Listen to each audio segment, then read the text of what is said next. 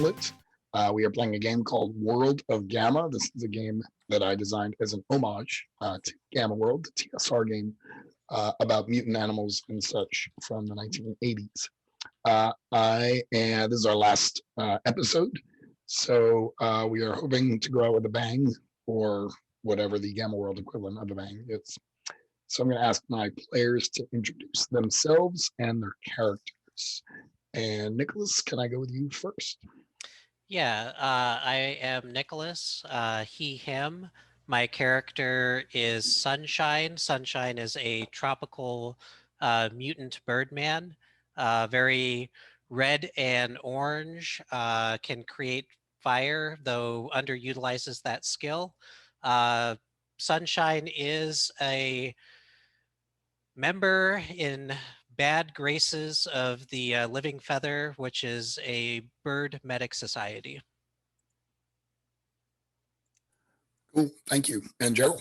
Yeah, Gerald, my pronouns are he, him, and I'm playing Opak, whose pronouns are also he, him. And Opak is a mutant humanoid jaguar who is a member of the Kata, which is a sort of street level gang of youths in our sort of post apocalyptic Rio setting that we're playing in. And Opak has heightened senses, as you might imagine, and a tail, and is curious and ready for more. The setting almost needs an introduction every time. It is the best setting. Yeah, in fact, I'll do a quick screen share of our map. The concept behind this setting is kind of a post-apocalyptic Rio. So we've got Chris Redem up on the mountain. We've got a town square and various sorts of ruins and things around the town square, and then kind of a dense, maybe rainforest-like area surrounding the town. We've got these tech zones. This is where technology, long discarded, has started to come together and form kind of organic, semi-organic creatures that have been known to terrorize the city. A lot of the action happens in the fish market and this kind of collection of docks and houseboats and things that are out on the water. Nicholas, was there anything else you wanted to say about the setting? Well, the plaza is just a super fun place to hang out. And between the black market and the Gray Fingers is a kind of scary place. So those are the two things I'll add. And Gerald? I think you kind of captured it all, actually. Although, sorry, although one thing is just to maybe play or to push into the colony of mushroom and fungus, is that what that colony zone is there, right, near the tech zone, and they act as a bit of a buffer on some of the tech areas. Yeah, I think these green rectangles are meant to represent sort of areas where the mushrooms are really the mushroom colony has kind of established themselves. And it turns out the mushroom colony is pretty good at protecting our city from these organic machines. When we last left our heroes, we had done a little bit of a detour to kind of get some backstory on Opak and Sunshine, and then we had also kind of played out a scene that probably happened on your way to go get this crystal magnet. Was that what it was? Crystal magnet. Crystal magnet. Where Sunshine was able to recover some cool medical supplies in a bubble gyrocopter. Yeah. And that was super fun. And now we are rejoining at this big battle. It turns out that the crystal magnet is embedded in a giant mutant armadillo. words that I never thought I would ever utter, and here we are. So, friends, did I miss anything about kind of our premise here? I think that's spot on. I think what we'll do, maybe we'll tone down the rolling today and just kind of run with it. I think what we'll do is let's kind of wrap up this boss battle and then get you back to the city and kind of deal with the aftermath of recovering this crystal magnet. I could use a reminder of who and why we need to get this crystal magnet. It is a replacement for a crystal magnet that broke when we the members of the Kata that were delivering the speakers to the plaza, to the colony. Well, the cabinet fell off the truck, so to speak, and then we broke it and had to replace it. And that's why we're here. Perfect. Yep. It seems like a whole schmear of stuff just to fix a speaker, but here we are. I'm kind of imagining, I guess let's describe this mutant armadillo a bit. Sunshine, how big is it? And how would Sunshine sort of describe its size? Sunshine would recognize that it is about 3 of the bubble copters tall. Okay, I like it. And so its length is substantial in comparison to that. But I don't think we see the whole thing, but I imagine it's more than 7 bubble copters long. Okay, all right. That's what a unit of measure I was not expecting. This is like that first episode of the new season of The Mandalorian where there's more dragon back in that cave, but right. Yeah. That's awesome.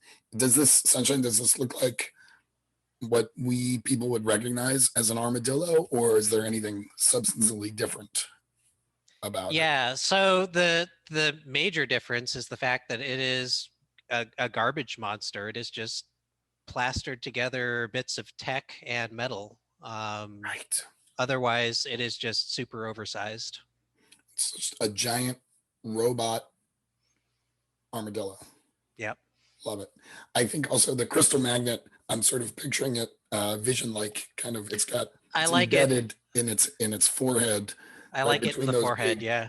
Those ears that armadillos have, and armadillos have kind of beak-like faces, right? I'm gonna Google image it.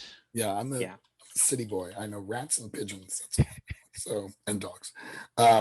So I feel like the armadillo, maybe in this case, is not a vegetarian armadillo, but is carnivorous, and so therefore has giant teeth that are they look either rusty or bloodstained, and you're not sure which one. I like the idea that maybe they are like chainsaw type apparatus that just can constantly churn inward. Yeah, like when it opens up, you see the things kind of spin up. Yeah. That's awesome. Opak, what does the armor on this armadillo look like? Like how does it what does that surface kind of look like to you? Well, it underneath all of the garbage and the tech garbage or garbage tech probably that's attached to it is still that kind of armadillo plating. So the armor and the plating is got lots of garbage attached to it and growth out of it, but it can still do its ball thing and roll. So instead of, to liken it, right, instead of like a smooth tire, it's like a knobby tire kind of. Right. In fact, that's part of its defenses, right? When it rolls up, it actually can propel itself to slam into things, and of course all the knobby stuff on it will cause greater injury. And OPEC, what does it sound like? Is it roaring like a organic creature, or does it have different kinds of It vocalizations? I was asking, it's sorry, Sunshine. I was asking oh OPEC. sorry, yeah. No worries. Well, I would I certainly welcome what Sunshine has to offer. I was thinking that it was like into a mechanical sort of a sound that is you can almost then hear the of it too, as it's kind of like rolling, almost like an old track or tank kind of sound. Yeah. Sunshine, what'd you have? I was thinking metal on metal. I'm sure you've all heard a train slamming on its brakes. I think Yes. when it calls out, it sounds like a train slamming on its brakes. Sunshine, you have never seen anything like this No. before. What is going through your mind Uh, as you ta- witness this thing? yeah. Shock just at the sheer scale of it. The idea that it it's a big beast. I am all of a sudden feeling like I'm out of vacation mode, and this is more than I bargained for. Right. I'm looking for a building to hide behind or something. That's totally appropriate. Is your instinct to hide? Is it to unleash some fire? Is it to use your claws? Or is it to literally run away? I think the instinct is because I know that we have to observe and potentially extract that thing in the forehead, but I want to hide. I want to observe from safety. I don't want to observe from out in the open like this. Oh, I like that. So you're getting to a place where you can have a better vantage of what's going on. Probably initial panic, initial flight, and then as soon as I grasp my head and put it back on my shoulders, that's when I start saying, how can I get a better look at this thing? Cartoon-like almost. Exactly. Yes. Speaking of which, Gerald, we watched the first episode of Kipo. Oh, nice. It was great. It delivered. Yeah, it's so good. Good. Thank you for that recommendation. You bet. Something I would like to narrate, just to maybe set the scene a little bit, and then OPEC, I'll get your reaction to this thing, is like, what was maybe we talked about this, but I'd like a reminder or to say it now. How did you encounter this thing and disturb it to the point where it was now kind of making an appearance? I don't remember exactly the circumstance. I feel like it was like you had a detector of some sort and it detected the thing, and maybe there was a sinkhole, but I could be thinking of something else. Yeah, no, there was a sinkhole, and I think I went over there and looked down, and the drone that Amanita sent down. Oh, there was a drone. It was like not like getting, and then I kind of came back, and then as I was describing it, I think the images from the drone were like kind of coming in, but then it was like out Right. through the sinkhole right then and there. So maybe it was coming after the drone. Mm-hmm. And then the three of you were there. Yeah. Are you picturing yourselves like under the surface, on the surface, kind of at the edge of the sinkhole? What are you thinking?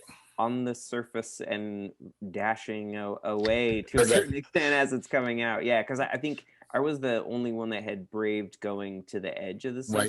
Yeah.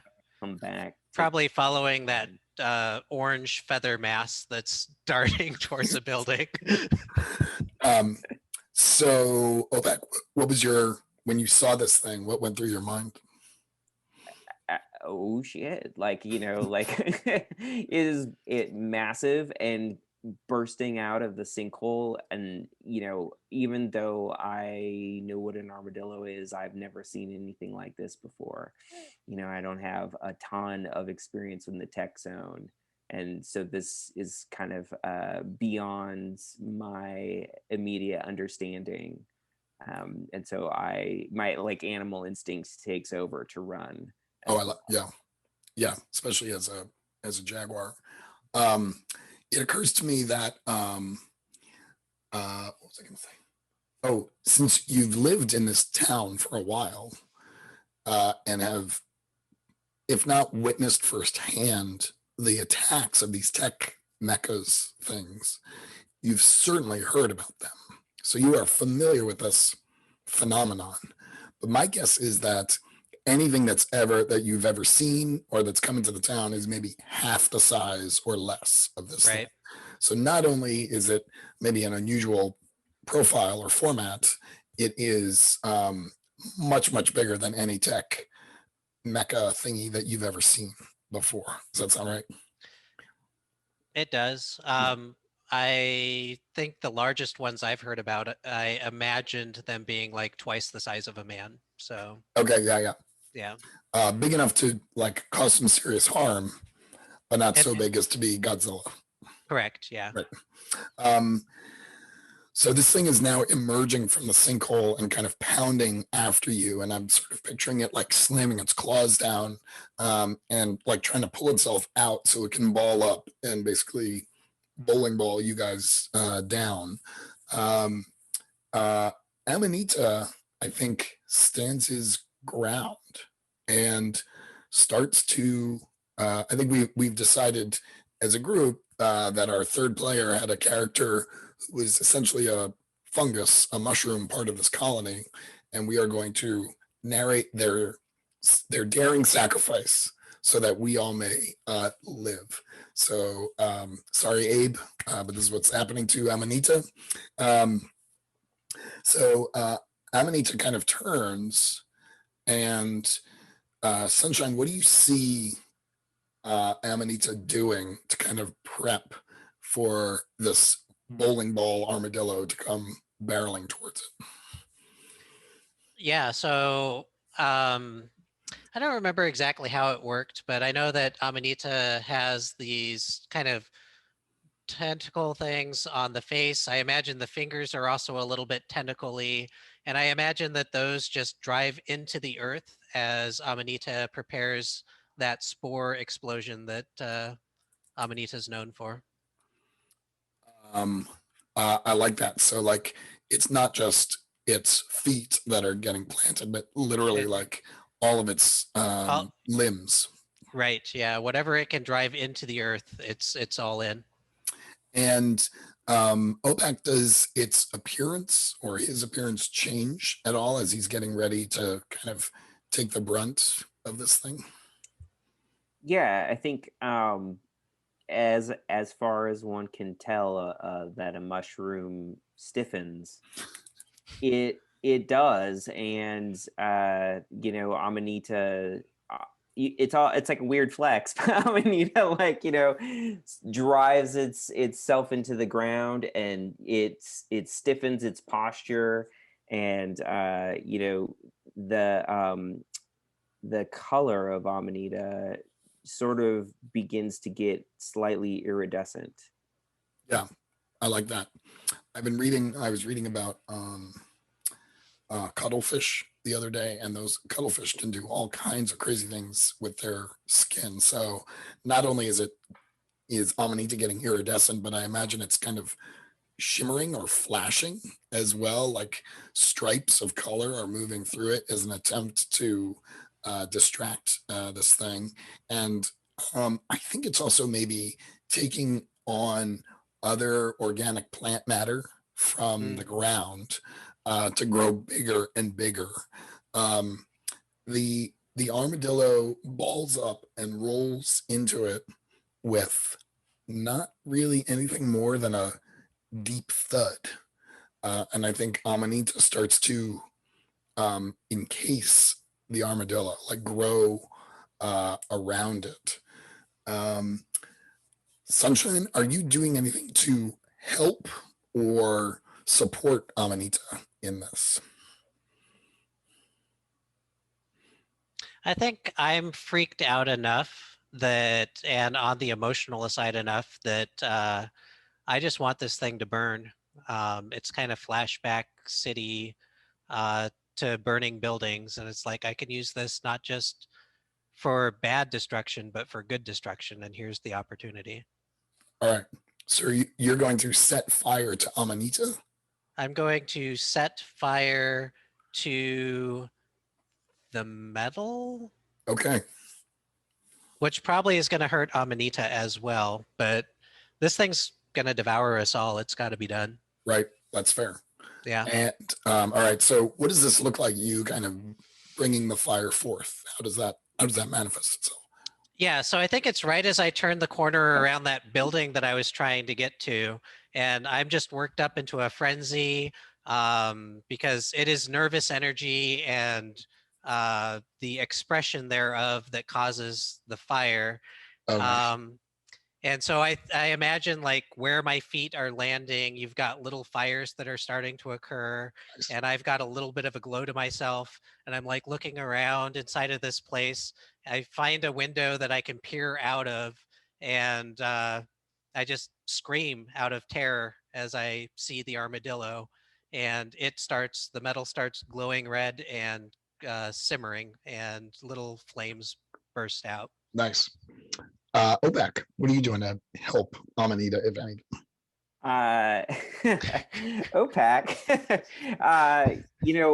I'm running, and then when Amanita makes their stand, I do turn back around to see the collision of the armadillo, and I come forward, but I'm actually unsure how to help, and then I'm surprised when I see the flame starting to, and the metal heating up, and and now there's this other thing happening, and I'm unsure. Like, I think my instinct is, and I go over, and I'm actually on the other side of Amanita, trying to separate Amanita from the sort of hot the hot metal armadillo. Now hot metal armadillo, great phrase. I think that's my impulse, is actually like, you've got to get away too. Yeah. Amanita, if I recall correctly, communicates only telepathically and is maybe urging you to let him go. Does that sound okay? Yeah. I don't want to, but I'm like, no, and I don't want to, but I think the force of it, of the impression, is enough that even kind of like gets me to let go of my grasp and let Amanita do their thing. Yeah, I think Amanita's now kind of almost fully encased this thing, which is now kind of a glowing ball of what could be only magma. And Amanita himself, I would not say is burning, but maybe solidifying. Like the fire and the mushroom have kind of this weird interaction, such that smoke is billowing out. The smoke is kind of fraught with Amanita's what are they? Like the spores that are coming out of Amanita. So OPAC, you might start to feel a bit sleepy because these things are kind of coming out and caking on you. But at the end of this process, I'm imagining it's like this giant solid ball of what was once Amanita and what was once this armadillo. Now both, for all appearances, dead and kind of fused together. Does that sound? Is that all right? Does that sound good? It poses a problem for us when we gather our wits about us. In that, I eventually kind of recover, and Sunshine, I imagine you make your way down to us, and I say,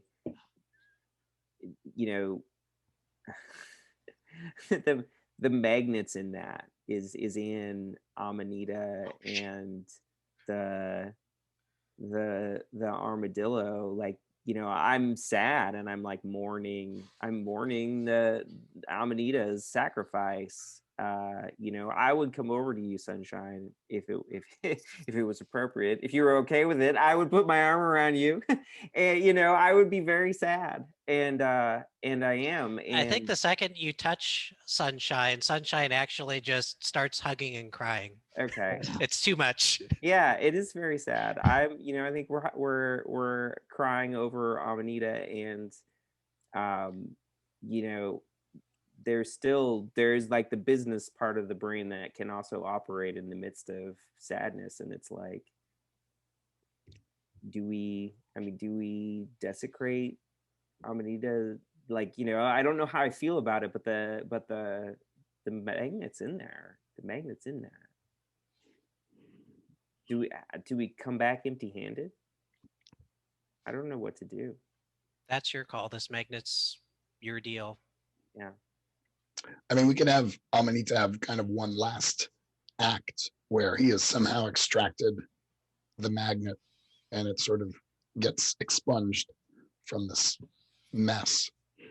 Or we can retcon a little bit, and you OPAC can describe how you extract the magnet while Amanita is encasing the armadillo. Yeah. Well, I would certainly feel better about that. Rather than hacking into Hacking at your recently deceased friend. This is very sad. Where's an axe? Yeah. Yeah. Sure. I think, like, actually, even if it's I like this. I like the scene. I like the sadness, and I like the emotion between OPAC and Sunshine. And so, a slight revision could be that as many TV shows and movies do, right? Like, it's like, and then we look back at the mass, and we see that we see a little bit of the is that it, like, of the crystal magnet, like, and it's not that we have to do this big thing, but rather we can actually gently Right. go in there, and I'm reaching in there, and Sunshine, you can see that, like, I what I have, kind of, if I can just gently wrap my hands around it and, like, just kind of slowly Ease it out. pry it out and ease That's it. awesome. And so this is happening after the armadillo stops moving, right? This is yeah. like, okay. While you're doing that, I am going to turn my head sideways and take a good look at Amanita and see if there's any non-singed parts that one could recover and maybe plant in the ground somewhere to I love that. form some sort of regrowth. Yeah, I was going to say that maybe Amanita's essence got transferred to the crystal magnet, and so yeah, they're still communicating with you all telepathically as long as you've got hold of this crystal. But I like the idea of kind of a Groot style. We're going to plant this little growth to become more Groot again. Yes. So, yeah. It's all Marvel references. Sorry. I don't know, which one do you want to do? Both of those sound cool to me. I don't know that we have to do an either or. I think that after it's extracted, we are receiving some of these messages, and that's when I realized that I think Amanita's inside that crystal. Yeah, or on it.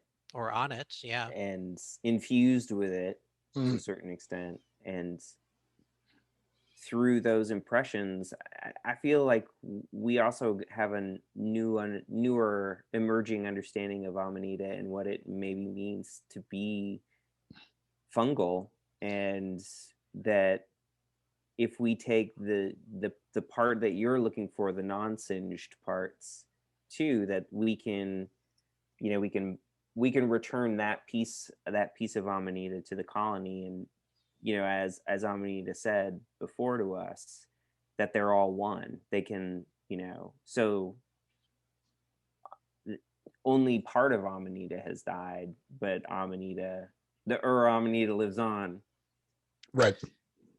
So I would like to use I would like a roll. I would like to Okay. use my bioweapon, the claws, to try and extract some of the unsinged deeper parts of this crystal. If you want to roll, go for it. I do want to roll. I'd like Yeah. it to have the potential of failure. Nothing really fails, just gets more interesting. Okay. Well, there you go then. That potential. I don't know where to roll. Um, Is the problem. I'm pretty sure. Oh no, I always forget. Let me do this.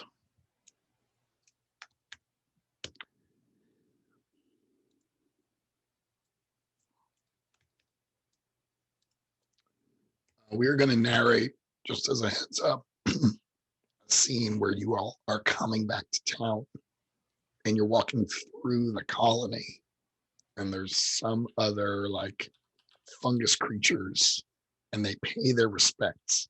Somehow. Nice. Yeah. So,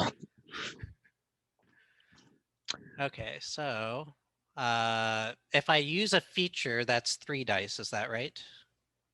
Or was that's- that the gear? That was the hang on. feature. Okay. See, This is going to be passion. I'm not Alright. being patient about this, so it's a Alright. -1. all right.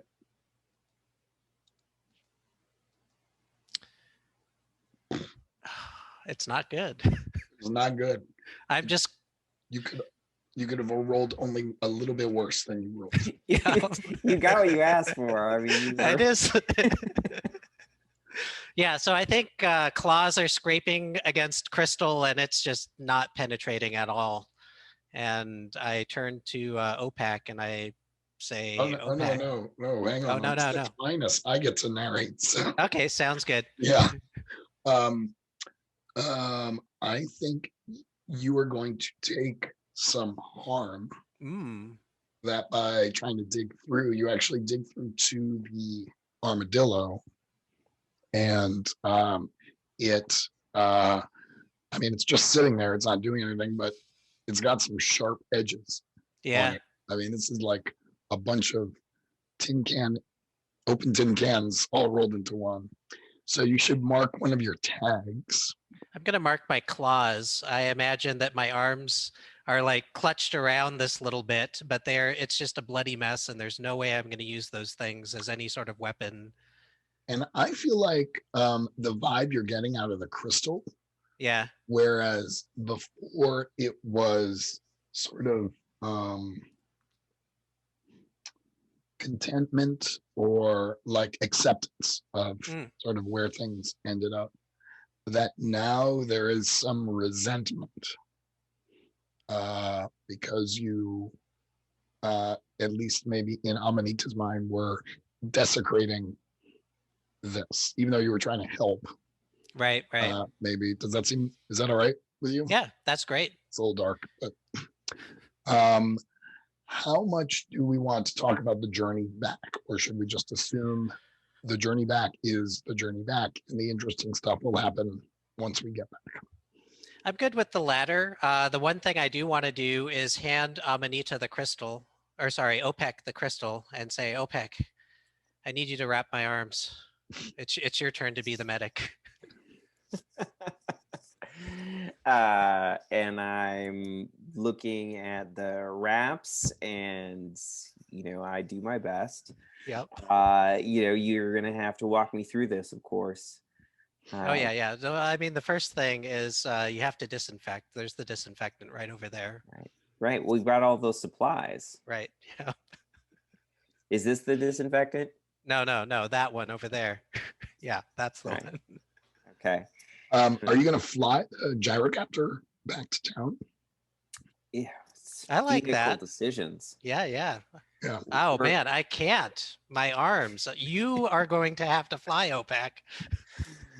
Are literally your arms damaged, or was it just the claws? It's the claws, but I think for the first day or two, I'm not going to want to use the arms for anything very drastic. Got it. I will if I have to, but I'm going to try not. Like, what does this look like? You trying to figure out the gyrocopter? How's that work? I mean, I remember the ride.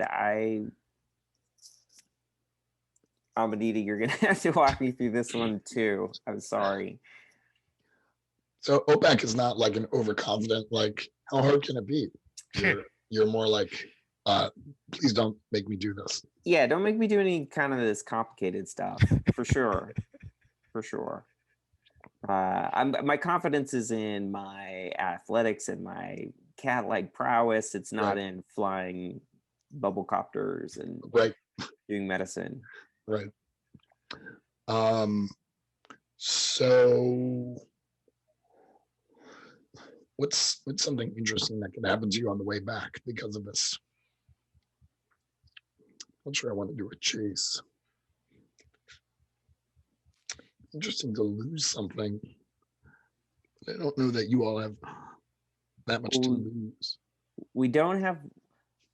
I mean, I will say this: if we take the copter, which Sunshine, I agree, we should. I should try to fly this, but we're also leaving the crawler. Yeah, good point. If we do that, And you're comfortable with the crawler, so maybe we should just crawl back. yeah, because I just walk alongside it. Yeah, it just goes. But Go ahead. well, I know that you really, I can tell that you really like this gyrocopter. It is a cool bubble copter. It is, yeah. Are you sure you don't? Could you fly it with your hurt claws? I can come back for it tomorrow. Okay. Yeah. All right. We'll choose to come back for the copter then, is what? Yeah. Yeah. Okay. So you're going to walk back. Are you decanting the stuff from the copter into the walker? It was done when we first rejoined the party. Yeah. If you're talking about the abundance of medical supplies. Yes. Okay. Yeah. Yep. All right. Good to know. As you approach the city, you're definitely getting to the colony area. What does it look like when the other mushroom creatures come out to meet you, OPEC? What do you think they're kind of? How do they stand? What do they look like when they do this? Well, the first thing that surprises me every time I come near a colony is that they don't seem to walk up to you like other folk do, but they seem to almost emerge from the ground up as you get near. So, and then they're mobile, if they want to be, but they seem to almost just rise up. And then as they do so, I'm getting impressions that they already know, and that there's some sadness, but they're reassuring us that, Amanita persists, that Amanita is part of the colony, and that, that no one mushroom ever dies, so to speak, but is rather, absorbed and relives, kind of thing. Nice. Yeah, so there's no mourning here, but they understand that maybe grief is something that happens to non-mushroom people. So I like that. Sunshine, are you getting a different vibe from them? Is Amanita's spirit still kind of casting resentment? Yeah, I think that the resentment is pretty heavy, and I am the whole time telling OPEC, we shouldn't have done that. We shouldn't have. They don't like it at all. I'm getting messages, vibes from this crystal. It wants to go back. It thinks that we extracted it against nature. Oh wow! So you're ascribing this to the crystal, Yeah, not to your attempt to, I don't know. I'm too absorbed in these vibes that I'm getting off of the crystal, these mental messages that say I extracted it from its new home. are you feeling threatened at all? Are the other mushroom people giving you kind of a threatening vibe? Are they moving in close? What do you think? I think that I'm getting a give us the crystal so we can take it back to the armadillo vibe. We're going to just kind of pat you on the Right. head, send you over to human land, and go put nature back where it belongs. Interesting. Yeah. How do you convince them not to take the crystal from you? I don't think I do. I think I hand them the crystal. I recognize that I did wrong extracting it, and I accept the pat on the head, and I know that they're gonna just put it right back into the armadillo, and I apologize profusely. I'm sorry. I'm Heck, sorry. how are you feeling about this? Sunshine. Yeah, I feel as though the crystal was in my hands. it is. It is. I'm And trying. no. And then you very subtly took the crystal back and want to give it to the colony for Yeah. them to return it. Which crystal are you talking about? Are you talking about the burnt crystal or the one that I forcibly extracted? Oh, see, I think we have a conflation of crystals then, perhaps. Okay. I was the whole time, just out of character, the whole Yeah. time, I thought that you were referring to the crystal magnet crystal. Okay, so let's continue out of character. I thought you extracted a small burnt section of the crystal magnet crystal, and that I dug in and went for some of the cleaner, fresher crystal parts. So I thought it was the same crystal in pieces. Ah, And so, it's okay. Our crystals have crystallized. yeah, okay, there it's one crystal now. Half burnt, half not burnt. I'm with Gerald. I thought you were trying to get out like a little piece of Amanita to replant somewhere. Yeah. So I must have missed that too. I like the Um, idea that it all consolidated into a single half dark, half not dark crystal on our way over here, though. we should not have let the crystals touch. Yeah, maybe, Correct. maybe it did. Maybe it sort of like is now this kind of weird, doesn't look right. Yeah. Yeah. I think, you know, what I would do with this fused crystal is I know you want to give it to the mushrooms for them to plant it, to take it back. Right. But I think my feeling that I get out of this crystal is that it's going to feel restored. It's going to feel good again if it gets put into music. If Into a music speaker. plays through it into a speaker. Let the Well, crystal do what it was meant to do.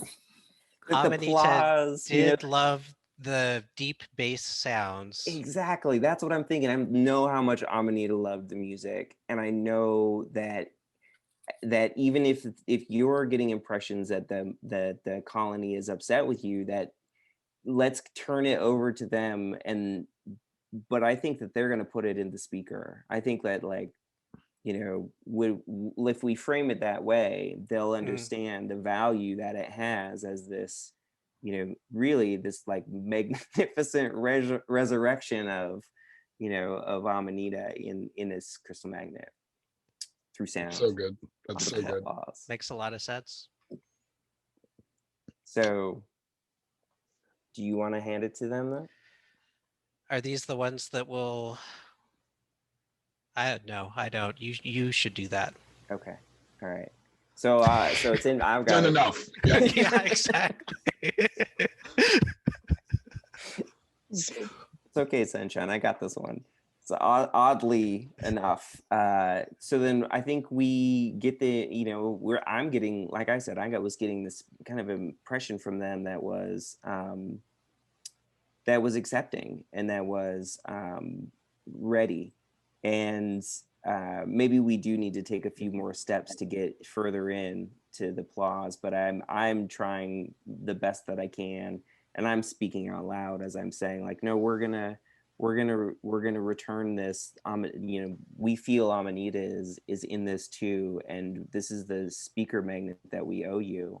And so we take it a little further into the colony, and I imagine that there's some larger sized mushroom folk that emerge up out of the ground, and and send us kind of the vibes. Then we take the crystal, and I say to him, I say that this is the crystal that we owe you. But Amanita, as you know, Amanita passed on, and now he's become part of this too. But we know how much Amanita loved the base. Give him the crystal. Montage of them installing the crystal, music emerging. I think it sounds a little bit different, richer, or maybe they don't even have to like push play. Music just starts to come out, and it's Amanita. It's got that his kind of signature, if you will, on it. And I wonder, Opek, is there anything that's sort of about the sound that lets you know it's Amanita? Yeah, it's a little heavier, a little slower, sleepier, if you will. It's a little metal in its own way, which I think is Amanita. Yeah, a little almost syrupy, but I don't that's in some way like too sweet. And Sunshine, what do you hear in the music? I think that if I would stop being logical for a moment, I could appreciate some of these things, but I'm like, ooh, there's something not quite right about this one. I can hear a bit of rattle. I can hear a little bit of, was that sound supposed to be there? I'm not a music person, but this one's not quite on. Right. And Yeah. maybe there's sounds in there that kind of remind you of the armadillo as well, like little scraping sounds, little metallic sounds that almost trigger you a little bit, like, is the armadillo back? That kind of thing. And so I'm like, OPEC, where are they installing this speaker? Please tell me that it's not going to be at the Plaza. It is. That's what it's there for. Yeah. Okay. So it's okay. We can hang out at the fish market. If this so brings applause for you, there are other places we can listen to music. So we're at a good time for a break. I was gonna. Are you guys good for maybe another couple scenes after this? Yeah. Okay. I was going to kind of tee us up and say that maybe members of the Coda come and let you know, hey, now that you've done this for Silas, remember Silas is the kind of Jabba the Hutt like worm that gives out jobs. Now that you've done this for Silas, Silas wants to see you too. And as you make your way over to Silas, who I believe hangs out in, I lost my Rubble Town. Yeah, I believe hangs out good in Rubble Town.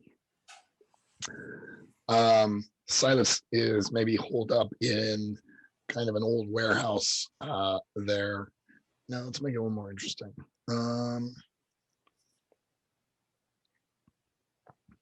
Maybe it's an old movie theater, and one of those with the kind of stadium seating, and you kind of make your way down. And this is one of those theaters that had a little stage in front of the screen, and Silas is kind of mounted up there on the stage. And usually there's like lots of people hanging out in the theater, and they rewire the projector, so they've got something always kind of playing on in the back that's pretty psychedelic or weird or kind of off the wall, just whatever they can find. But you find yourselves the only ones there. And as you walk down the aisle to get down to Silas, you become increasingly concerned because Silas does not appear to be moving. In fact, he doesn't acknowledge your presence at all. And when you get down there, it's clear that he's dead. And in fact, he's got maybe some, let's see, OPEC, you carry a needler with you, so maybe he's got some needles sticking out of him. And as you're sort of processing all of this, some folks kind of emerge to see you standing there over this Silas's dead body. And these are maybe Silas's bodyguards or associates, that kind of thing. So you have been framed for the death of Silas. Does that sound like a reasonably okay premise for us? I'm excited for that one. That sounds good. Great place to start. Sweet. Let's take a 10-minute break, 11-minute break. So we'll reconvene at 9:15. Sound good? Cool. Sounds great. Okay. Cool. See you then.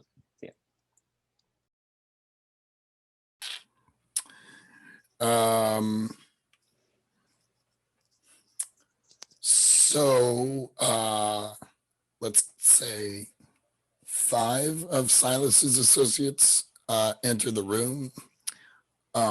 They kind of take a look at the scene. They draw weapons. And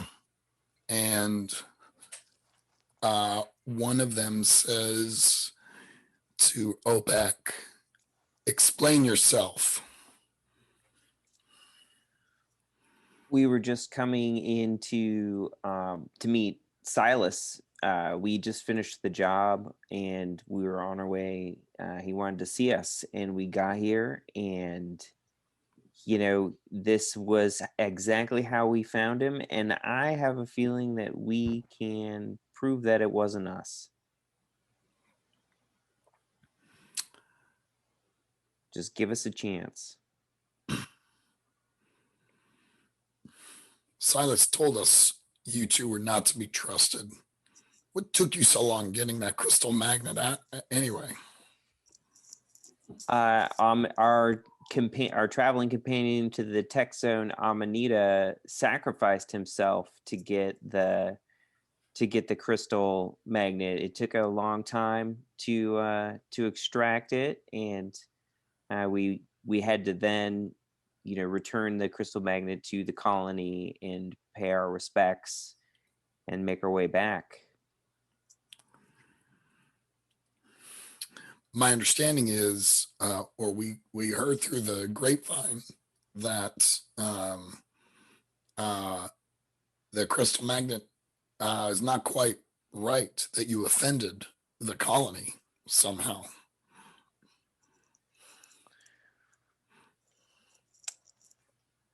My sense of things is that the colony is all right with it.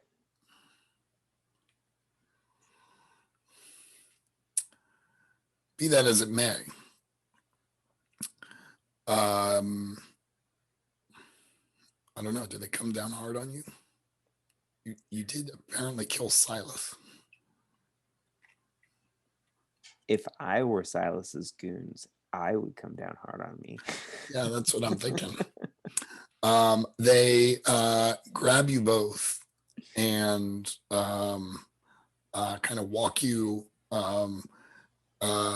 through the movie theater, and they lock you in kind of what we would recognize as an office of some sort. What do you do?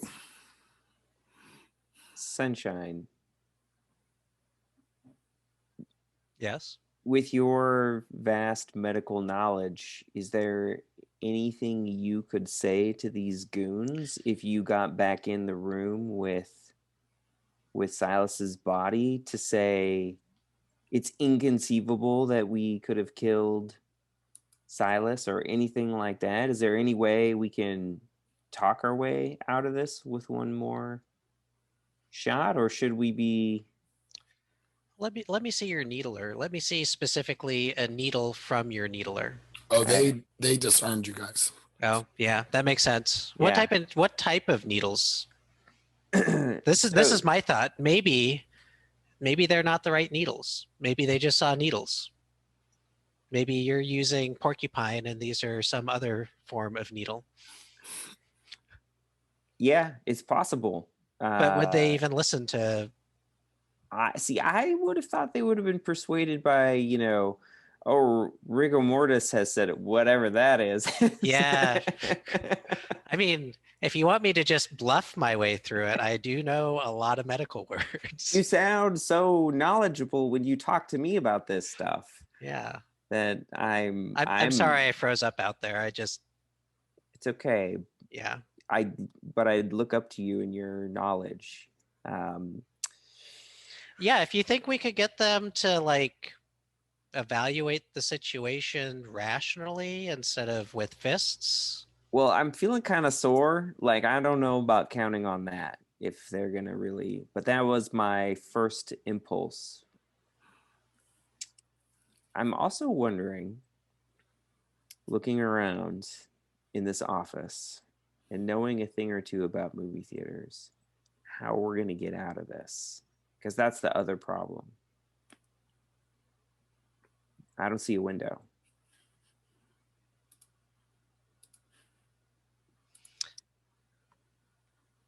I think we have a move for this in the game, don't we? Where we can like explore our environment. Oh yeah, sure. Yeah. Apparently. You know what occurs to me? Just looking around this room. Sure, no windows. But probably a vent.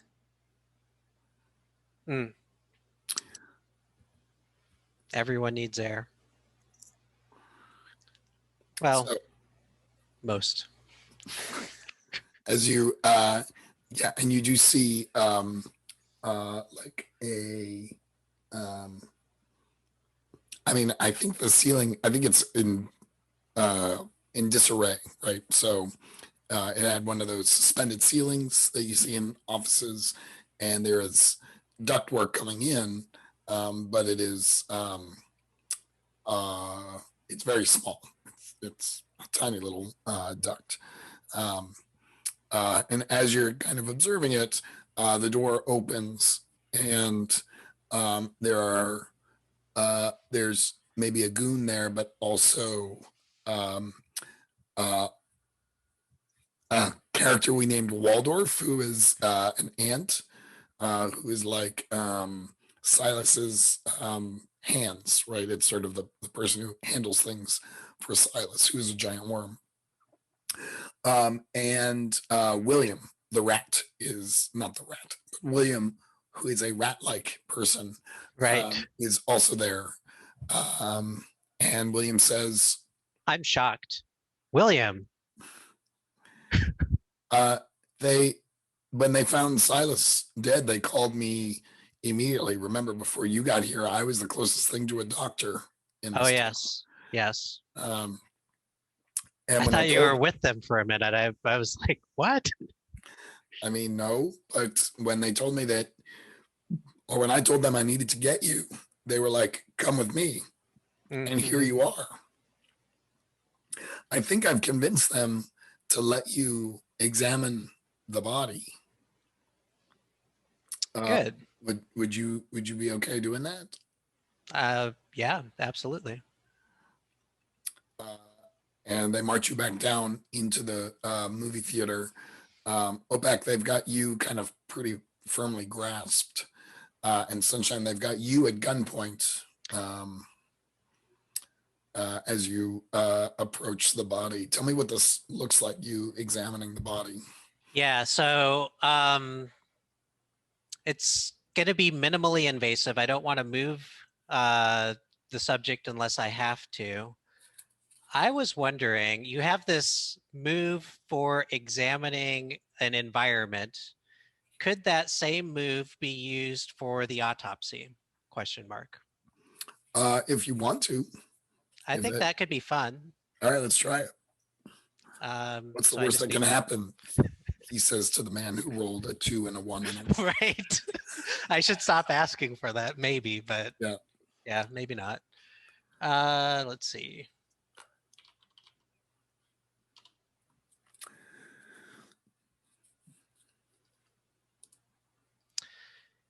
It was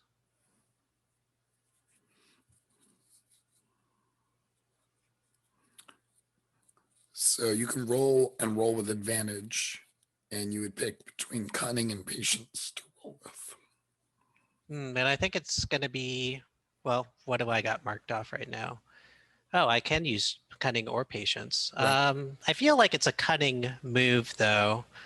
I'll probably wash over certain facts that don't align with the desired story. Okay, so roll with advantage. That's easy enough.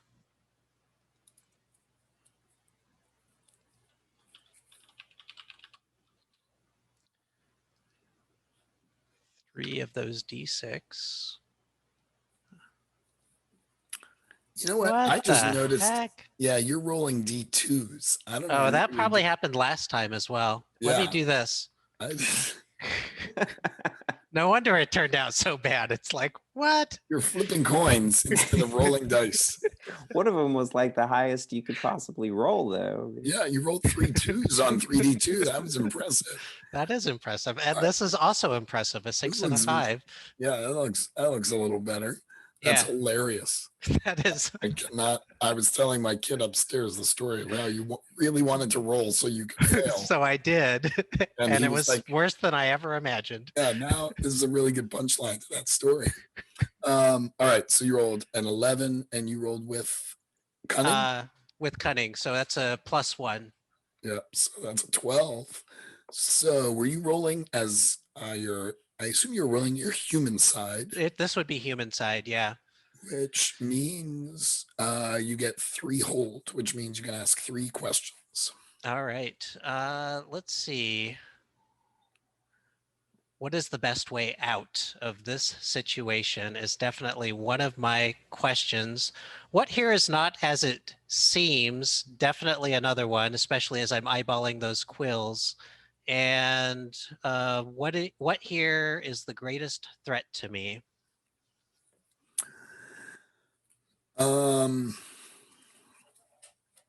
That's great. By the way, normally when a move like this is executed in PBTA, you ask the questions one at a time. Okay. So and we don't. What is the best way out? Okay, great. I think the obvious one is proving that you did not do this, or were you thinking literally out of this room? No. It is totally in examining the subject. Yeah, So I think proving that you were not responsible, but maybe the best way out would be clearly defining who was responsible. What here is not as it seems. And so at this point, I am opening his eyes, looking at his physical characteristics, examining those quills. I'm open to suggestions here. One possible outcome is the quills, the needles, were not the cause of death, and that they were placed after the fact. Yeah, and you can tell by looking around the puncture mark, at the bruising. Look at that. These were obviously set after the event. Right. Then as you're saying that out loud, they all look at William because you're the one who's being framed here. Right. And William is like, yeah, like he's trying to be as convincing as he can. All right. And your last question. What here is most valuable to me? And I have an idea. Okay, what's that? The idea is as I'm examining like the subject, I find something lodged into his throat as if he had been suffocated. Oh, that's good. Yeah. And maybe it's something, since this is our last session and we can just move this along, Yeah. maybe it's something that will point you to who the real killer is. Any ideas what that? I have no idea what that could be. But I any think ideas? that's great. Let's see. So the only person I know from this troop is Spot, who is a monkey human. Who else did we have here? I mean, William. I do kind of like the idea of bringing it back to someone that we already met. Yeah, yeah. So I think I know more about Spot than anyone else. I'm gonna imagine that Spot has some trinkets, some little marbles, and it's a marble that I don't recognize, but they recognize as belonging to Spot. That was OPEC's friend. So I want to make sure, OPEC, you are okay with this line. Yeah, no, it's cool. I was thinking, I was like, I had my like Maggie Maggie. on. What's Maggie? Maggie was the magpie that sent us to the Oh yeah. to the thing to begin with, but she, you know, was concerned about something. But That's her right. concern was maybe more in the tech zone, but still, like, I don't know. She seemed to me like potentially a character that had a secret, you know.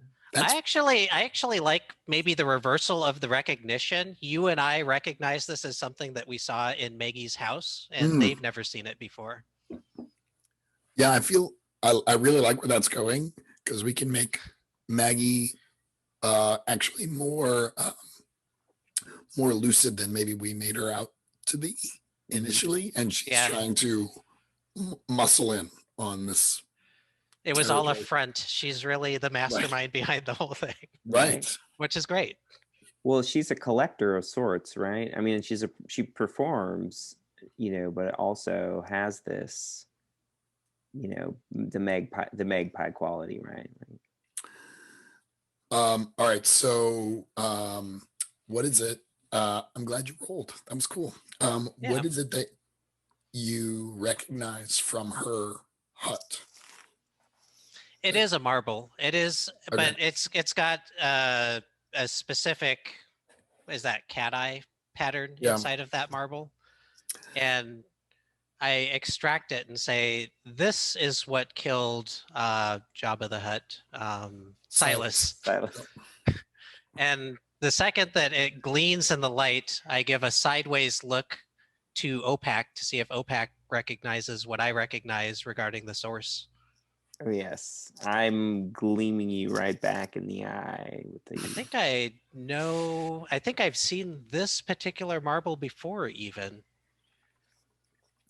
Are you all going to tip your hand, or are you going to try and investigate this on your own? What are you going to do? OPAC. I'm going to defer that decision to my partner. OPAC, take a look at this. I'm actually you know, looking at it, and I'm gonna say that that it doesn't look familiar to me, but I caught your eye. I know that you recognize it, and I recognize it too. But That's internal monologue. Yeah, though. I say, you know, I say that no, I don't know where this comes from, but I think I've seen some of these before down at the square. Yes, I've yes. seen some performers with them. They actually have a show that they do where they run a game of marbles right? It's actually just in the middle of town square. Yeah. And are they due to have a show soon? I mean, I think they do that every Thursday night. It's one of the attractions that brings me back into town.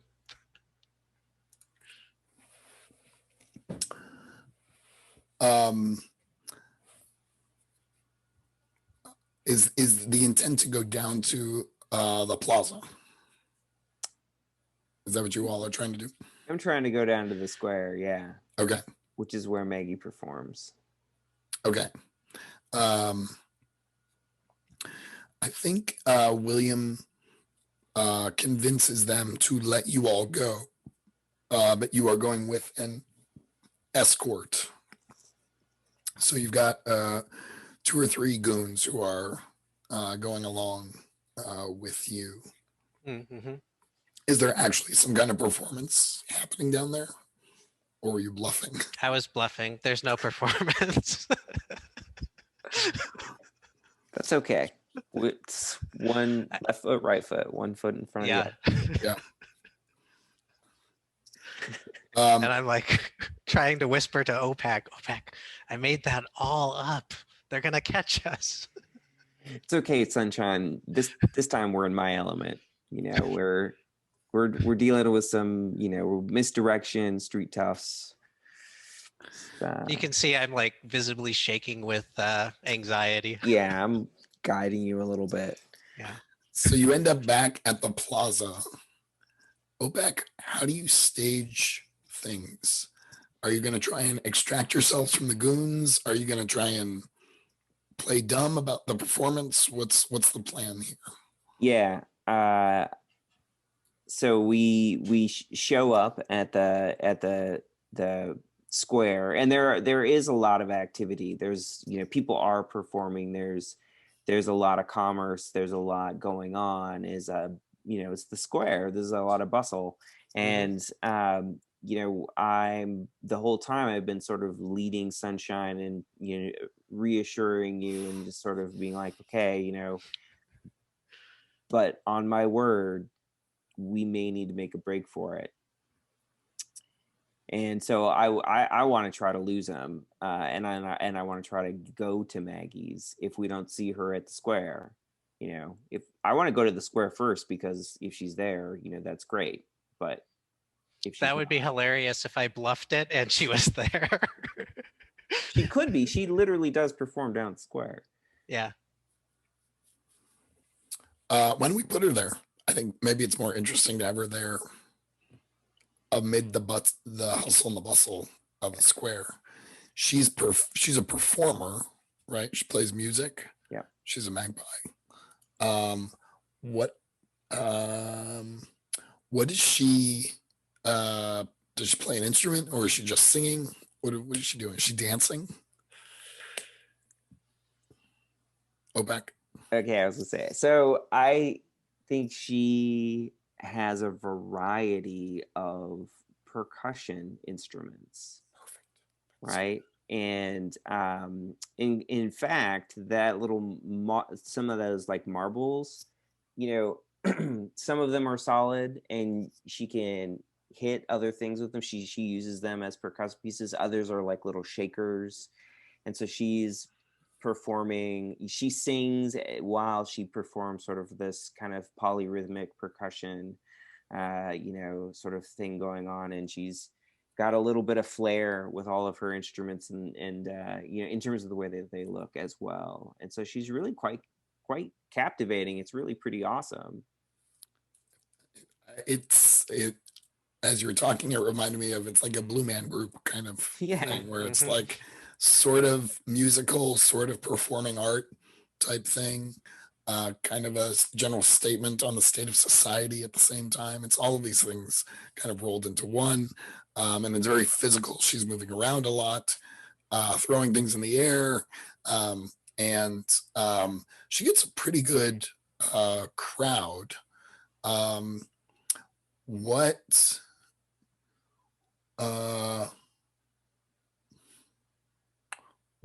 what evidence are you all seeking out to tie her, besides these marbles, to kind of identify her motive?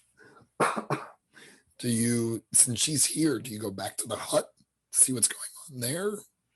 Do you, is there somewhere else where you might gather evidence, try and figure out what she's up to? Yeah. I want to have a word with my colleague. I say to the goons. They're welcome to listen, but I do, say like, well, we, want to have a word, and then Sunshine, I mean, she's here is all I say. She's here. I'm surprised. I didn't realize she would actually be here. I mean, why are we hiding the fact that we know where the marble came from? I don't know why she would have killed Silas, and it just seemed to me like it was a safer bet to not give these guys all the information at once. I don't have like we could come clean if we That's want. very clever. I can see why you do well in this environment. So, we could go back. We could use this opportunity to search her place while she's here. Or we I would be glad to search her place while you do the people talking thing.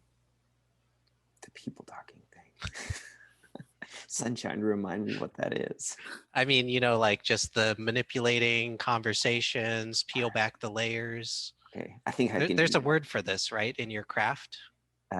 Yes. Deception. Oh, yes. That one.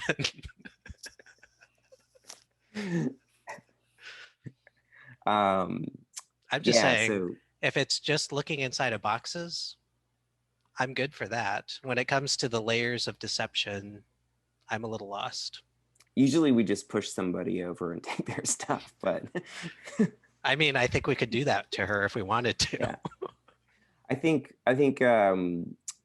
what I'm lacking is, clearly our time is getting short here. These guys are coming over again. Just whether or not we want, how we're going to lose these guys. I don't think we can unless we make a run for it. Do you want to make a dash? Or if problem is if we make a break for it and they catch us, they're not going to believe us. And they know where I work.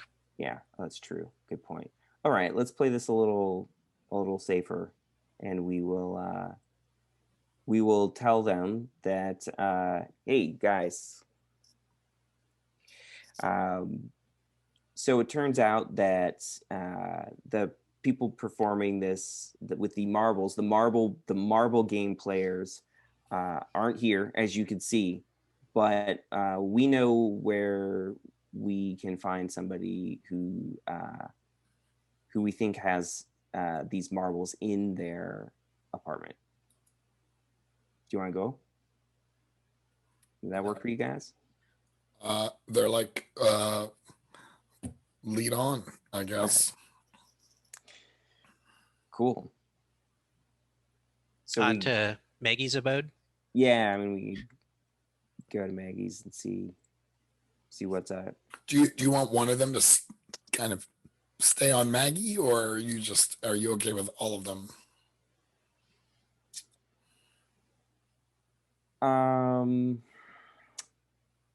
Yeah, maybe I don't want to give up Maggie just yet, but hey, just in case those marble players come back, if you guys are cool with it, why don't you stick around the square and see if that pickup game happens? They're like, sure, whatever. So now you've got two coming with you to Maggie's. Yeah. I think she is spotted. These goons are not very subtle, right? So I think she spotted you in the crowd, and you hear her wrapping up her performance as you all move towards her house. You'll beat her there, but not by much. at least you think you will. What happens when you get there? In terms of like, what are you looking for? Yeah. I'm looking for anything, but I want, if we can, to find the marbles, because at this point I think if we, I think we kind of have to give her up. So if we could find the marbles, that would be great. If not, I'm actually would kind of like to know why. So I'm looking for anything that would give a suggestion as to what Maggie would want with what Silas has. So I'm looking for rare tech. I'm looking for, you know what I mean? I'm looking for evidence that she's got something of Silas's that she really wouldn't have had unless she was trying to take over. And I'm looking through her paintings and chaotic pictures. Oh, right. Also looking for some sort of a motive or a connection.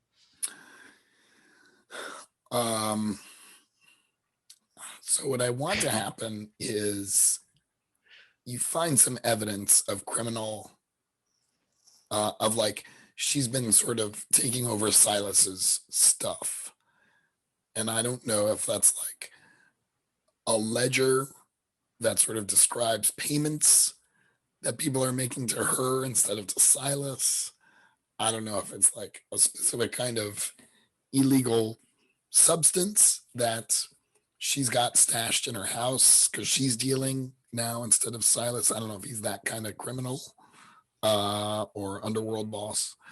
But I also feel like I had this idea, just to tie everything together, that she is actually working for Waldorf, who wanted to take over from Silas. Everyone sees him as like the little assistant, but he had much bigger plans. So those are some of the ideas that were kicking around in my head. And I have to admit, I'm fading and the imagination is just not working quite as well as I would like. So any ideas from you all in terms of like how to kind of put a bow on this thing? I like the Waldorf angle for sure. I can imagine as I'm looking through paintings and scribbles and whatnot, that I do find like a city map with like red X's on areas that, I like that. she has taken over. Yeah. And what looks like just gibberish words, but when I show it to these criminally minded individuals, they're like, oh no, these are code words. These are not just words. Right. Yeah. Right. Yeah, I like that a lot. OPEC, anything to add? Yeah, I mean, I think that again, also, I like the Waldorf angle. Everybody saw me as hands, like, but I was the brains, like I can, I did all the work, right? He's an ant, like, and I think in addition to the sort of territory kind of with the codes on it, that there would be, that she's, whatever she's doing, kind of, it's a partnership too, so that on the map, that some of it, it looks like they're dividing up the territory. Oh, I like that. And that she seems to be taking territories, kind of like around the I guess for us it was the sort of south and east along the water, and they've sort of split it up a little bit that way, and that there's some very incriminating piece of rare tech too in there that's just a little unusual that she has this, because it's not an instrument. I think that rare piece of tech is a black ray pistol. Interesting. I was going to say, I think what would sort of be kind of the perfect incriminating evidence is some kind of recording. Oh yeah. Of her and Waldorf making this deal. maybe you realize that the marble, you find a device and you can drop the marble in, and the marble is like the media in which things get Oh yeah, recorded. yeah. So you find this device and you drop the marble in, and these kind of holographic pictures emerge, and it's her and Waldorf talking through this. I like that. They're like negotiating who gets what territory and who gets which kind of business and who gets to do the, you know, the racket where they shake people down for protection money and all that kind of stuff. Does that sound all right? Yeah, I like it. What could be our final scene here? I do have a question. How do the goons, because the goons kind of report to Waldorf right now, right? Right. How do they react when they see this? Well, I think they're sort of incredulous, but more surprised, right? Yeah. Like, I can't believe this is happening. Yeah. Maggie shows up. Mm. She's contacted Waldorf because they need to now tie up this loose end, right? And so now Waldorf has shown up. Some kind of big confrontation happens. What is your role in this confrontation? We've now got Maggie and Waldorf fighting the goons, is what's happening in my imagination. I like your imagination more than mine. Because I did not have them fighting the goons. I had all of them, the loose end, Sunshine, the loose end is us. It is. Oh, good. How do you escape? That's I run upstairs. I'm gonna open a window. It's a hut. Oh, there's no upstairs. There's no stairs. No. It's a one-story rambler, if that. So fight or flight, you are. I'm in flight mode. I think don't you burn the whole goddamn place down? Once I don't find stairs, yes, the whole thing just starts incinerating. I mean, you know, it's Silas walks into the door, right? No, sorry, Silas is dead. Maggie walks into the door, and at first it's like, we're ready to reveal what you've been up to, right? Like we think we have the advantage, but then you see Waldorf come into the doorway too, and then it's the both of them in that room. Yep. Oh shit. We're the loose end, you know, Waldorf with his whatever, and I look at Sunshine and we have that realization, you know, that we've got to escape. And this is when I would cause confusion. I was gonna say that's why I was looking for stairs. It's like there shouldn't be stairs. I mean, I would wholly try to force whatever that you know, move onto them. Love it. What does that look like as they become confused? You know, it's unlike the party where I was confused and my friends were confused and we didn't understand and we couldn't communicate, in the sense that in that moment everything was raw and I was a participant. I think we, like, in terms of the camera, like, we would see that happening for them. But as I have grown and OPAC has developed some more control, you and I, Sunshine, we're standing next to each other. So we're on the other side of that wall, so to speak. So it's like a ripple, you know, the sort of warping sound and the rippled image through the air that pushes out as they, you know, begin to stammer and not understand where they are. One of the goons sits down, you know, it's like that kind of thing. Yeah. One of them is maybe kind of like feeling along the wall. Like I thought there was a door here, like that kind of just slightly off. Sunshine, how does Maggie react? What is the effect of the cause confusion on Maggie?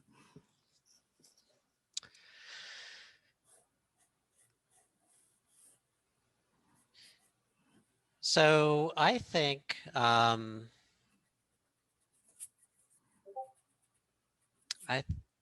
man, what would she do? I think she was ready for blood. I think she's already drawn some sort of a weapon. And I think she has the unfortunate confusion of pointing it at her colleague in crime.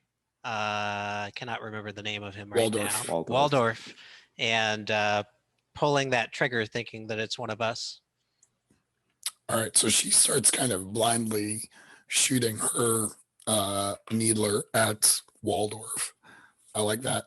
And OPAC, what is Waldorf doing? How does Waldorf react? I think Waldorf returns fire. it's the only suitable thing. Except that he may have a totally different confusion, right? Like right. Thing. He could have been turning to run. He could have been the one looking for a door. Yeah, like he so I actually don't think he shoots her back, but I think he's engaged in an entirely different form of confusion. I think the idea I had is that one of the lingering powers that he has from his ancestry is that he can walk on walls. So he immediately climbs up a wall and is maybe fighting something that's not there, like trying to fight with something that's not there, and she's kind of blindly shooting at him. As you move through the one room hut here to try and escape, I really liked your description of what this power looks like. And so I'm imagining kind of a bubble around you as you make your way through these kind of waves of confusion. And you can kind of leave the room. However, that as soon as you get far away from them, even a little far away from them, the effect will wear off. And I'm wondering if this is where Sunshine makes use of his power to tie up his loose ends. I think I started the fire before the confusion. So I think it is already burning and we are leaving as it is mid burning to the ground. Flaming, yeah. Yeah, maybe one of them is trying to put out the fire by like tossing paper on it or something. I think one of them is trying to fist fight the fire. Right. Yep. All right. Well, that was a gruesome ending. That was great though. Let's do, was there anything else you want to do to end this story? Yeah, the one final thing that I want is a conversation with OPAC where I say, OPAC, I'm done with adventuring. That was too much. Come see me anytime that you have some condition of adventuring that you need help with. But yeah, not going to do that again. So you're going to stick around town? For now. Okay. Yeah, I think I'm going to stick around town too. I feel a little bit like power pours a vacuum kind of thing. There's a much deeper underground thing going on here than I ever realized, and I just need no part of that. Yeah, I think that I need to go back to the Kata and talk to Spot, and but I'll be around. You'll see me around. I'll come visit you. Yeah, come on. I mean, we'll go listen to the tunes sometime. Yeah. Yeah. That sounds good. Good. We'll be a stranger kind of thing. Yeah. Okay. Nice. Should we, I'd like to epilogue. So like, sure. Where are they now? And then just any other kind of final thoughts you have about the game would be super helpful to me. So, OPEC, do you want to epilogue? Whatever happened to you? Yeah, so I think you get that like montage. He goes back to the kata, and um, there's a little bit of the like cleaning up, if you will, of some of the sort of remnants of Silas and his goons. And I think that OPEC and Spot continue on their relationship, their friendship and all of that, but that ultimately you get a shot of Spot dying, in OPEC's arms and all of that kind of stuff, and that I basically like graduate into the elder role in the kata. That is it. I'm sort of picturing you. The kata has, in a sense, taken over from Silas, and so now you are maybe sitting on that movie theater Sitting on the theater dais. throne. Yeah. Yeah. Nice. That was great. And Sunshine, epilogue? Yeah, so I think William is coming up in his own right. I have him begin all of the surgeries ever since my incident with the claws. I don't have the cutting abilities that I used to, so he gets to prep and open whoever needs a procedure, and then I'll take it from there and then sew it up because he never really got that fine motor skill of the sewing. Nice. And it's a pretty mundane epilogue. Every Tuesday night, we're down. I take William now down to the plaza, and we hang out with OPAC. The speakers never quite sounded right to me, but I've learned to just kind of live with that in the background. That's a nice touch. Yeah, I like that. And yeah, rinse and repeat. Awesome. Well, friends, that was super fun and completely unexpected, which made it great. I am looking for at least two things, three if you like. Two things I definitely would love to hear if you've got it is any feedback on the game itself. Like I said, it was sort of literally just a kind of a dash together thing, but I've been really enjoying it, so I might turn it into something bigger. So if you have any feedback on the game, that's great. I'm always trying to get better as a GM, so if you have any feedback on my GM approach or style, I would love to hear that. And then we won't do stars on wishes, but if you want to throw out some stars, that is optional as well. So Gerald, can I start with you? Any feedback on the game or GMing? Yeah, I think, for me, um, when I picked up the rules, I think there was just something about, um, I don't know, I had a little trouble like kind of piecing it together in a way where I don't know. I think this may be just more of all games, right? It's like I think once we started playing it, like it all clicked. But and I haven't played World of Dungeons, right? So so maybe also like I don't know, there might be just some. I think if I were to be more succinct about it, I think I needed just a little bit more onboarding. You know what I mean to it, a little bit more of like, and I think it's part of it's. You did it on a jam for a jam. I think at this point it's just like I need a little bit more like kind of hand holding, as somebody who was picking it up for the first time. But I also felt like that when I was getting into any particular individual block, there's a lot of flavor in what's already there, which is really great. I think too, just a very more specific thing for me is weighing the human moves versus the animal moves. Like I couldn't, it just felt very like either or. Like I was like, maybe if I felt the downside or the upside of those things a little bit more, I think could have made a bit more of a difference in how I was picking it. I think, but at the same time, I just picked it kind of like, well, what does the fiction want? So, in that way, it was like, okay, it all worked out. But I know that there's a difference between them, but like, yeah, I hadn't quite feel it so much, I guess. Yeah, so that's probably That's that, great. and sort of rambling on the game. In terms of, let me just ask a follow-up question. In terms of the onboarding, is there any game that, in your experience, does that well? Like what? It's so few. That's why I was like, it could just be all games. Um, who does a good job of that? I have a comment on onboarding. Yeah, Okay. I can't remember the specific system, but I've seen where you have like a one page, this walks you through a couple moves. Yeah. And so it like has a dialogue that explains, here's what's going on.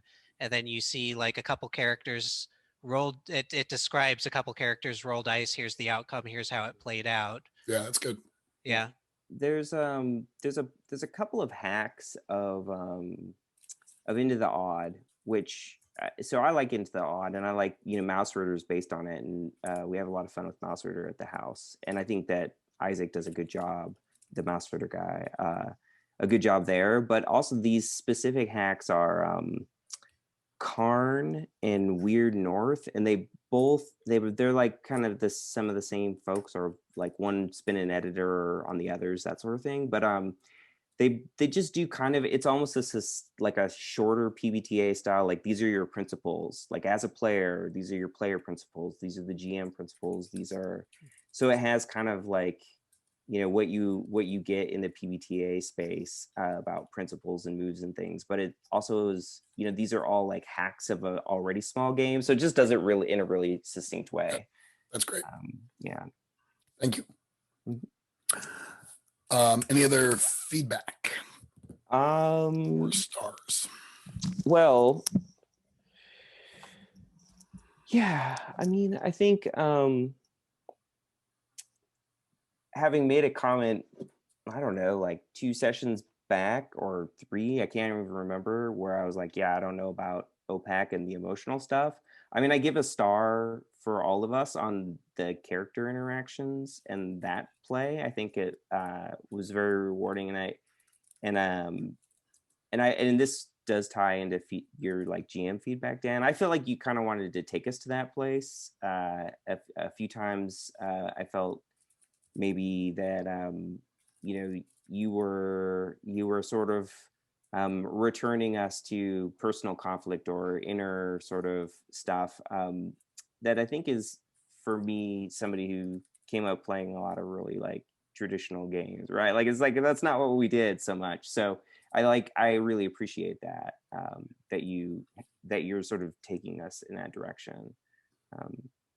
Yeah, I think so that's like a star and a bit of feedback. That's great.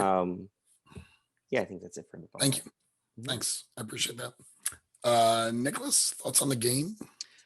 I love the brevity of it, and I love the fact that it does not onboard you, and it just gives you, here's the things. And I plan to run this at some point with my Friday group, which is an in-person group. I am going to take our map and just build a whole new thing in Fantasy Rio, so it'll be a lot of fun. But that sounds great. I can't wait to hear how that goes. So, Yeah. are you also playing in person, or do you play online now? We play in person, and it's kind of hard. We've got one person who has a pretty large table, so a smaller group gets together once in a while. Got it. I haven't been able to get my locals to transition to online gaming. It's just they're older and tech challenged, I guess, would be the situation. One of them's my father. Huh? Oh, yeah. I said it's a potent mix to be older and tech challenged. It Yes. is, yes. Yeah. One of them is my father, and he struggles with technology. Like there's like it's just really bad. So I would appreciate if that part of this did not get posted. Maybe if we could cut before this section of the conversation. You know what? I'm just gonna stop.